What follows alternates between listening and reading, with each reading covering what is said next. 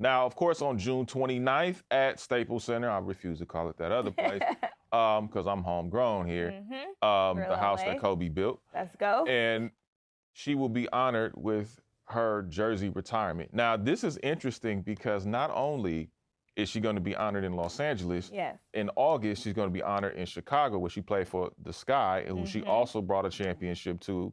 I mean, and they play against the Sky also on Sundays. Gotta love the irony, right? It's a lot of symmetry. Who playing this? Somebody did a good job with the planning for sure, but it's very overdue for her.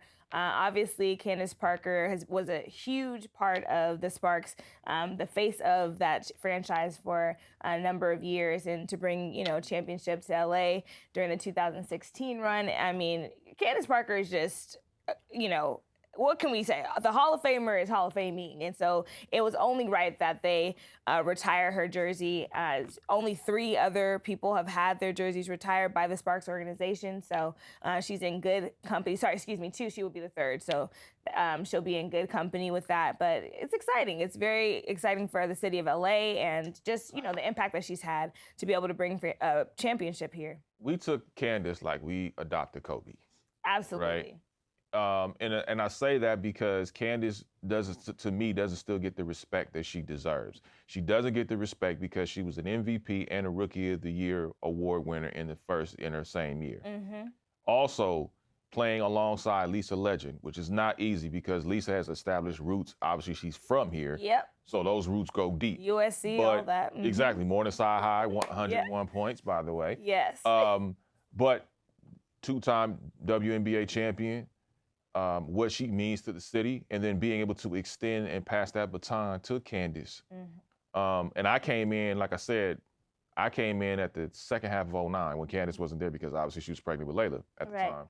Then she came back next season. Now a TikTok star also. Rock star. I love her socials. I love her. Her videos with her parents are cracking me up on a daily. She is doing it real big, and I'm so happy for her. I'm so happy for Candace, and watching Candace evolve and go through those growing pains, and then finally getting to a WNBA finals and competing for a championship, something that she's always wanted to from day one that she set her foot in the W, and being able to accomplish that dream alongside Nneka Ogwumike and Chelsea Gray at the time. The next year against your arch rival, against the Minnesota Lynx of Maya Moore and Simone Augustus. Man, those battles it was a couple of years of just back 3 to back. years of epic, just back to back. Colossal gladiator type battles. Yes.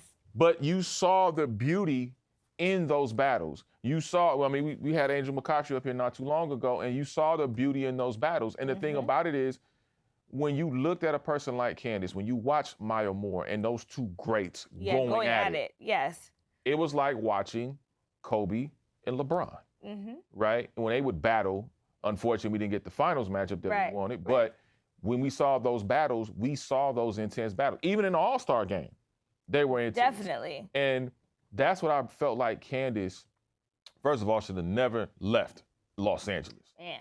I don't know what happened there, and you might be able to provide some insight, but I was really disappointed after that, bringing the championship here. It was so much fanfare and excitement around the Sparks organization, and so to see her leave, I was like, man, obviously it was for her and her family, it might have been the right fit, but for the fans, it seemed like it was really tough. Yeah, it was disappointing, and I heard... They haven't really rebounded since then. No, I heard for Candace because I know how competitive Candace is and how much she wanted to win and continue to bring championships to Los Angeles.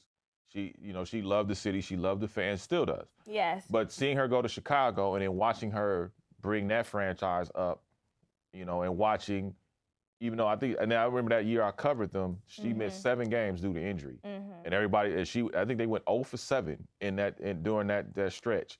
And nobody expected them to win a championship in that year, if I'm not mistaken. Yes. And so when you look at, then she went to the Las Vegas Aces, which is an absolute cheat code. Man, I'm telling you, the rich just get richer. When I covered the Aces, Yeah. I never will forget. She played, I think it was against the Liberty. And I'm sitting there, and for those of my NFL fans that know about defensive coordinators and offensive coordinators, you have people that know certain positions.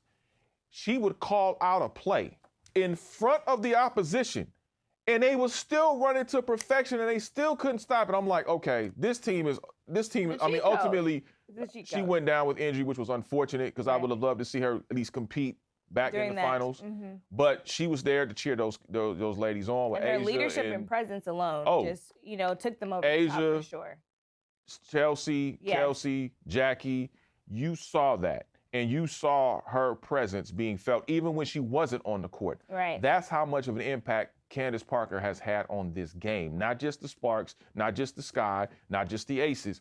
She had an impact on this game, and she definitely should be a part of the Mount Rushmore when it comes to great players. And she's definitely one of the GOATs. I don't give a damn what y'all say, argue with your mama and your side piece.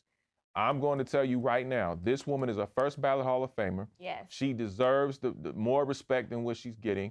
I'm glad she's getting honored, on Sunday at Staples Center in front of the crowd. And it's in much, Los much Angeles. deserved. And Absolutely. I hope that they really do that ceremony justice. It's going to be in front of, the home team and against the Chicago Sky that they're facing. But just the impact that she's had and that you can continue to see with her legacy and how many players that she's impacted throughout the years of sports. And now, even on the NBA side, you see her mentorship and her coaching in the All-Star game and all those things. So I really am excited to see what the Sparks bring out in terms of just, the fanfare and then actual ceremony. It'll be great to see her. It better be a big one, damn it. It better be some champagne there, some Dom, some Moet, something. All of it. Because she absolutely deserves it. And she's the president of women's basketball for Adidas. You see what she's done in the media space, as you mentioned.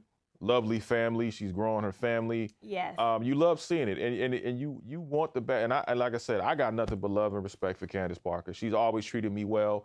She made sure, I never will forget, she made sure we was at media day. And I'm not going to say the team name, but there was an individual that didn't want me necessarily talking. And Candace saw me and she said, I'll be right back. No, that's my guy. I'll be back to talk to you. And she came back. That's awesome. And I said, that's a high character individual. That's the people that you want on your side. And I have similar experiences when I first started covering the WNBA back in 2016 when they were on their route to that championship run. And, she did a one-on-one with me and I was a novice in this game. So, so much respect to her and how she's handled things from a player perspective. She's just upstanding, gorgeous, and a hooper.